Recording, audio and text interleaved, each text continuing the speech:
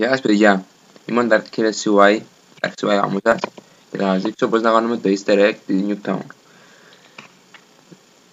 Στην αρχή πρέπει να σκοτώσουμε headshot όλες τις κούκλες της Nuketown για να καταφέρουμε να ανοίξουμε την τηλεόραση μαζί με το παιχνίδι. Εδώ θα μας δείξει ο τούτος μας ο Αχιλλής online, ο πρίγκιπας, τι πρέπει να κάνουμε. Λοιπόν, ξεκινάει να σκοτώνει τις κούκλες headshot μια. Αν κατά ακόμα ξέρω να πω, σε αυτό το βίντεο θα είμαι λίγο style ελληνικό, Greek style όσο μπορώ πιο πολύ, γιατί είμαι ο Κύπριος όπως ξέρετε. Λοιπόν, ο Αχιλλής σκοτώνει headshot 2, 3, 4, 5, 6, είναι γύρω στις 30 κάτι είναι νομίζω κούκλες και ο Αχιλλής θα τις κάνει όλες. Θα σχεδόν όπως είδατε πήρα και το background στο channel μου και το partnership.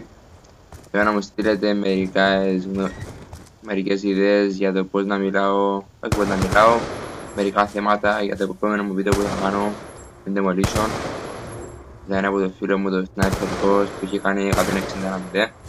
Θέλω να μου πείτε κάποιο θέμα για να ξεκινήσω να τα αναλύσω, γιατί είμαι αρχάριος και θέλω λίγες ιδέες. Σας ευχαριστώ. Και το βίντεο μου like, subscribe.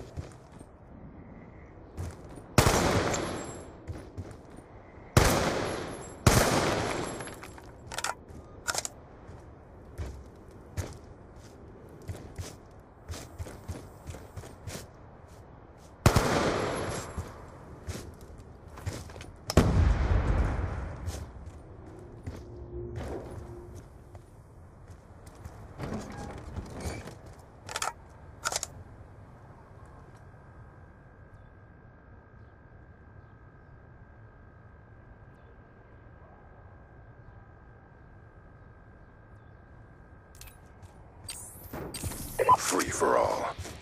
Weapons free.